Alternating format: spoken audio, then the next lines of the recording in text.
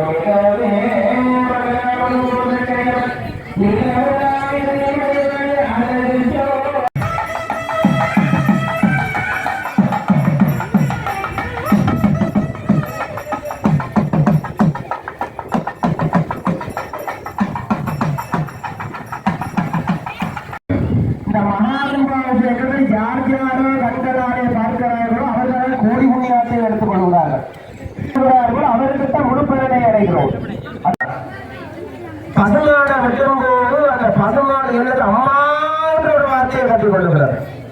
என்ன வெற்றாடை, நான் உனக்கு எல்லாத்தையும் தருகிறேன், பசு பால் தருகிறேன், தயிர் தருகிறேன், ஓமத்துக்கு நெய் தருகிறேன், வரட்டியாக சாணி தருகிறேன், நீதியாக பூஜை கொள்வதற்கு, அது இறந்த பின்னும் அதை மீளமாக அழைத்துக் கொள்வதற்கு நாங்கள் தோளையும் எடுத்துக் கொள்ளுகிறோம்.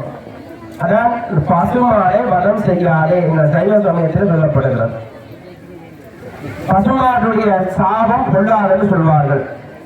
அதே போன்றுதான் இங்கே ஜாகத்தில் ஒவ்வொரு வாசல்கள் 4 வாசல்கள் இருக்கிறது. ஆரோக்கியம், ஐஸ்வர்யம், கல்வி, செல்வம் போன்ற இந்த யாகசாலையிலே 4 வாசல்கள் இருக்கிறது. யாக புத்தியை பார்த்து கொண்டா விளங்கிக் கொள்வீர்கள், அதனுடைய பலனை அறிந்து கொள்வீர்கள். ஒரு உதாரணமாக நடக்கிறது.